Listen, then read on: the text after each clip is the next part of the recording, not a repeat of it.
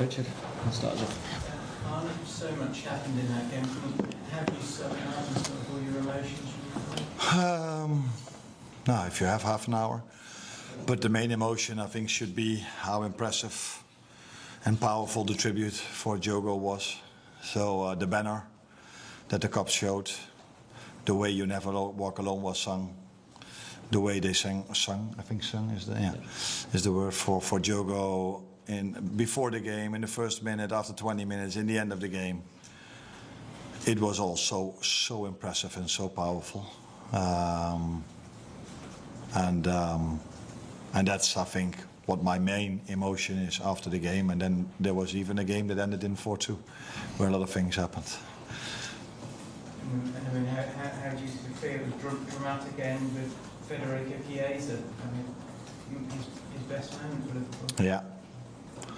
After the fans sung for him so many times during the game already and last season as well. I think it's very nice for him to give them something in return, and that's definitely what he did today. Unbelievable atmosphere in the final minutes. I thought that, of course, winning the league here will always be more special than winning a home game against Bournemouth, but the last 6 or 7 minutes, wow. Wow. How impressive that was. So, great game. 3 teams involved in a great game. You ask me why 3. Now, of course, Bournemouth and us playing full gas for 96 minutes or even longer, 99 I think. And the referee that just kept the game going, didn't blow his whistle every single time for every small thing. So it was, I think, a great game to watch. In the end, we won it, so that helps for my emotions. But I think this is what you would like to see. I've said many times last season about the Paris Saint-Germain game, and you can't compare the last 32 game with a first game of football in the Premier League. But it was, in terms of importance, but it was similar. Both teams, all in, high intensity. Never give up, both teams. Then you get a game like this. We have a good referee, by the way. Please. There's been a lot of talk about Federico's future. Do you think it is at Liverpool? As long as he's here, he's definitely at Liverpool, and I have no reason to believe something is going to change. He's had a hard time last season getting his match fitness ready. Unfortunately for him, he missed out on our Asian tour as well. So then you miss quite a lot. Not only him, Joe Gomez the same. We've lost Conor Bradley in the end. So all my substitutions were also related with players that probably couldn't go for 90 minutes. And Federico, when we needed him, I brought him in. 2-2, you need a number 9. We brought him in and he delivered. And that's always positive for your future at the club.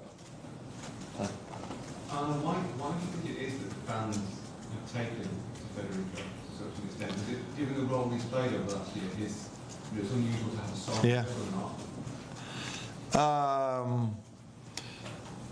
Yeah, that's difficult for me to tell you because although I'm also a fan of this club, I'm never standing at the cup, so and I don't come up with these songs. But the only thing I can come up with maybe is that Federico had a great history. He was a big player deciding to go from Italy to England. You don't see that much players from Italy going to England. So yeah, I don't know. Maybe it's also a nice song to sing. But then I probably don't give him the credit he deserves. So yeah, I cannot give you the exact answer, but that might have something to do with it. He had a very important goal in England for his national team. Maybe our fans remember that. Obviously the incident with Semenyo, and you spoke to him at the end of the game. I'm just wondering what he said and what you made of what has allegedly happened. No, I think it's under investigation at the police now. The club made a very clear statement about what we feel about this. And unfortunately, but we definitely have to talk about it. It's a good thing you talk about it. It's a good thing that I have to answer this. But after, actually, this day should be about Jogo and about how the tribute was. But we definitely need to address this because it's unacceptable in every football stadium, let alone at Anfield. So yeah, I spoke to him after the game that we will try to do everything to find that person, and I'm not 100% sure, but I think they already found him or not. I think so. I think so. So that's a good thing, and wherever we can help him, we will try to do so. And big credits to him if something happens like this, and you can perform so well in the second half. Then he's not only a great player, because that I can see how fast he is, but he also has he's very strong mentally. If something like that happened, to get such a second half performance, that sums up him as a person and him as a player. But again, unacceptable in football in general, let alone at Anfield. Can I just check how Mo is as well, because he seemed to get very emotional at the end. Yeah. Mo Salah. Yeah. Is he okay?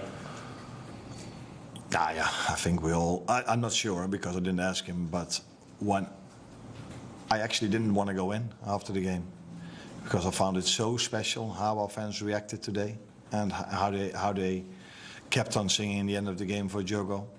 And I think the whole tribute, the whole day, the whole game is every time you think you cannot expect more from Liverpool fans, they top this or they overperform. Because again, what a tribute, and I think Mo felt after the game how special that was, and probably he also felt the emotion because we all knew his family is here, his wife is here, his children are here, and for them might be special to hear how much he's loved over here and what the fans had the banner and what they did. But we also feel the emotions of how much grief they still have. And that mixed emotions maybe led to Mo being emotional, and I think I felt the same without being in tears, but I definitely felt the same emotions. Last question there, please. Just the 2 goals that Bournemouth scored, how do you think you can stop those counter-attacks? What did you see that went wrong in those moments? Not a lot. Normally you can complain about our players not sprinting back hard enough, but they did. The only thing we need to do better, but that's in an ideal world, is where do you lose a ball? So the first ball, I think there is something I can say about that. Losing a ball with a trick, if you're 2-0 up, is not necessary. Maybe if you're 1-0 down or you really need a goal, you want to force something. But in that moment, I think it's not the way to lose a ball like Dominic did. Second goal, we are a team that likes to attack. We are a team that wants to score goals. Rest defense was in order the moment we lost the ball. We were 2v1 against the number 9. But instead of what Mo usually does is getting a cross in or getting a shot in, he squared it just behind Mo and then give credits to the other team at how many bodies they sprinted towards our 18-yard box. So it's fine margins. The best way is not to lose a ball, and if you do lose it with a shot or it ends up in a corner kick or a goal kick, but not lose it at your own 18-yard line or where Dominic lost it. But I always judge how hard do they sprint back, and in both situations they sprint back really hard. They gave it all, but credits to Bournemouth that are a very, very fit team as well, like us, because we could manage to come back after the 2-2. Great, guys. Thank you.